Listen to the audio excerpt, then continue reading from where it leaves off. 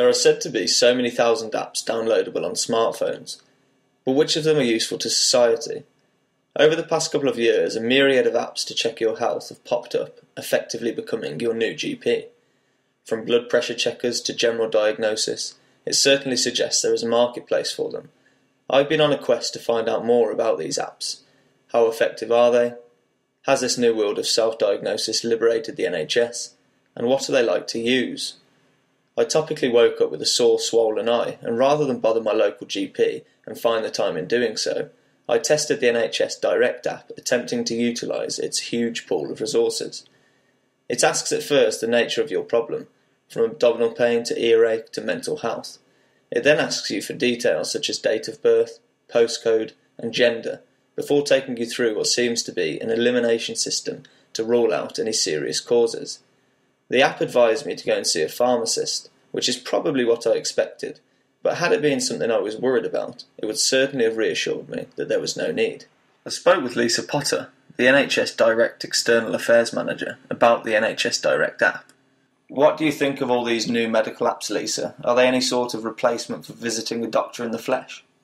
It's not a replacement for visiting the GP or other face-to-face services. There'll always be a requirement for those services, and people do really value them.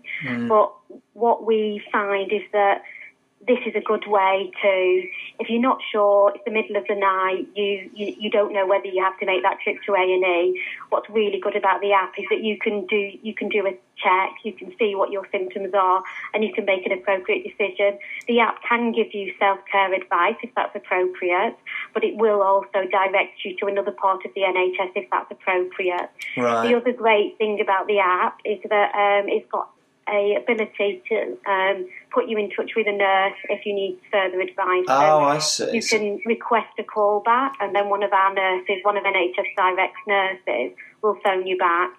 I see. So has the NHS Direct app relieved GPs and telephone staff?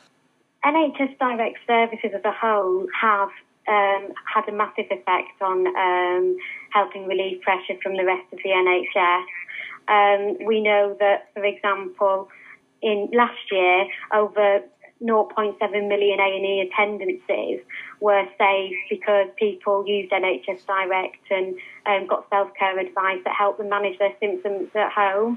Another figure is 1.5 million GP consultations were saved because people were accessing NHS Direct services and getting the advice they needed that allowed them to treat their symptoms at home and not have to go on and visit their GP.